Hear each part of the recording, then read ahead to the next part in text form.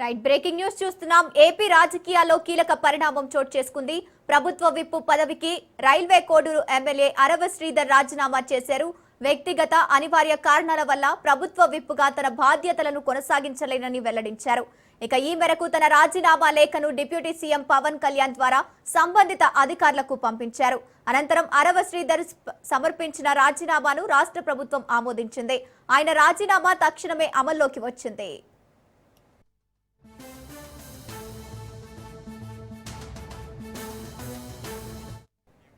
Right, ఇక AP రాజకీయాల్లో కీలక పరిణామం అయితే చోటు చేసుకుంది. ప్రభుత్వ వైపు పదవికి రైల్వే కోడూరు ఎమ్మెల్యే అరవ శ్రీధర్ అయితే రాజీనామా చేశారు.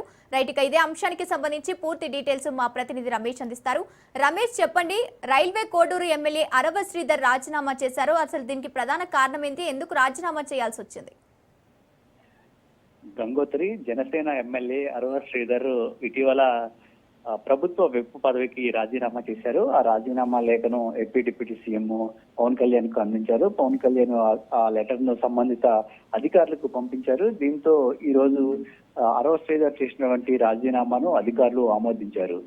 జనసేన ఎమ్మెల్యే అరవ శ్రీధర్ పైన గతంలో ఒక మహిళ తీవ్ర ఆరోపణలు చేసింది. తనను లైంగికంగా వేధించారని ఆరోపణలు చేయడంతో పాటు తనకు పలుమార్లు అభాషణం చేయించారంటూ కూడా ఆమె బహిరంగంగానే మాట్లాడింది. అంతేకాకుండా అరవ శ్రీధర్ పైన చర్యలు తీసుకోవాలంటూ ఇప్పటికే ఆ మహిళ ఒకవైపు పోరాటం కూడా చేస్తూ ఉంది. అరవ శ్రీధర్ పై వచ్చినటువంటి ఆరోపణల నేపథ్యంలో జనసేన పార్టీ ఆయన పార్టీ కార్యక్రమాలకు దూరంగా ఉండమని ఆదేశించింది. అంతేకాకుండా ఈ పూర్తి ఎపిసోడ్ పైన 3 సభ్యులతో ఒక కమిటీని కూడా డిప్యూటీ సీఎం పవన్ కళ్యాణ్ ఏర్పాటు చేశారు. ప్రస్తుతం ఆ కమిటీ విచారణ కూడా జరుపుతూ ఉంది. అదే సమయంలో అరవ శ్రీధర్ ఇటీవల కొన్ని ఆడియోలు వీడియోలు బయటకు వచ్చినట్టు సందర్భంలో ఏపీ సీఎం చంద్రబాబును ఉద్దేశించి కూడా కొన్ని అభ్యంతరకర వ్యాఖ్యలు కూడా చేశారు. ఈ వ్యాఖ్యలు కూడా సోషల్ మీడియాలో పెద్ద ఎత్తున వైరల్ కూడా అయ్యాయి. ఈ పరిణామాల నేపథ్యంలో పవన్ కళ్యాణ్ అరవ శ్రీధర్ ను విప్ పదవికి రాజీనామా చేయాలని ఆదేశించారు. దీంతో ఆయన రాజీనామా చేశారు. అయితే అరవ శ్రీధర్ మాత్రం తను వ్యక్తిగత కారణాలతో ఈ విప్ పదవికి రాజీనామా చేస్తున్నానని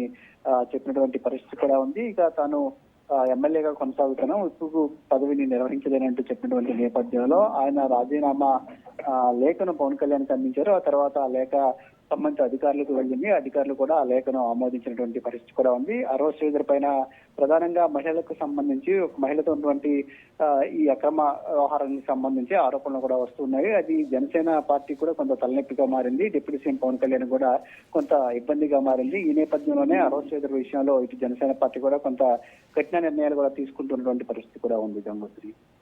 రైట్, థ్యాంక్ యూ రమేష్.